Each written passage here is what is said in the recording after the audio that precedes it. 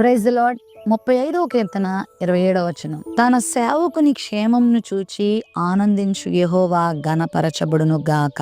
తన బిడ్డల క్షేమాన్ని చూసి ఆయన ఆనందించేవాడు. ఒకవేళ నీ చుట్టుపక్కల వారు, నీతో ఉన్నవారు నీ అభివృద్ధిని చూసి, నీ క్షేమాన్ని చూసి కుళ్ళుకుంటున్నారా, బాధపడుతున్నారా, నీ మీద అసూయ పడుతున్నారా, నీ కొరకు గుంటలు త్రవ్వి నీకు కీడు చేయాలని చూస్తున్నారా? అయితే నీ ప్రభు నీ పక్షంగా ఉండి నువ్వు పచ్చగా ఉండాలని, నువ్వు అభివృద్ధి చెందాలని, నువ్వు వర్ధిల్లాలని ఆయన ఆశిస్తున్నాడు. ఆ రకంగా ఆయన నిన్ను నడిపిస్తున్నాడు. నేను ఆయన ఎప్పుడు పాడు చేయడు, నిన్నెప్పుడు ఆయన చేయి విడిచిపెట్టడు, నిన్నెప్పుడు ఆయన సిగ్గుపరచడనే విషయాన్ని గుర్తుపెట్టుకో. నీ జీవితాన్ని ఆయన చక్కని బాటలో నడిపించే దేవుడై ఉన్నాడు. నిన్ను చక్కని ఓదార్పులోనికి నడిపించే దేవుడై ఉన్నాడు. నీ క్షేమమును చూసి ఆయన ఆనందించే దేవుడై ఉన్నాడు. తన బిడ్డల యొక్క అభివృద్ధిని చూసి ఆనందించే దేవుడై ఉన్నాడు. బైబిల్ గ్రంథంలో దేవుడు తన బిడ్డలను ఆశీర్వదించి దీవించి ఆయన ఎంత సంతోషించాడో, ఎంత ఆనందించాడో, వారి యొక్క అభివృద్ధిని చూసి ఆయన ఎంత మహిమ తెచ్చుకున్నాడో. మరి ఆ విధంగా దేవుడు నిన్ను చూసి కూడా ఆనందిస్తాడు, నీకు గొప్ప క్షేమాన్ని ఇస్తాడు. ఒకవేళ ఈ రోజు నాకు క్షేమమే లేదు, నాకు అభివృద్ధి లేదు, నాకు ఆనందమే లేదని బాధపడుతున్నావేమో, నీ ప్రభువును నువ్వు అడిగినప్పుడు, నీ ప్రభు దగ్గర నువ్వు వచ్చినప్పుడు మరలా నీ మొదటి స్థితిని దేవుడు నీకు అనుగ్రహిస్తాడు, నిన్ను ఆశీర్వదిస్తాడు. నాకు తెలుసు రూతు జీవితం, నయోమి జీవితం చేదుగా మారిపోయింది. వారి జీవితంలో ఏ ఆదరణ లేదు,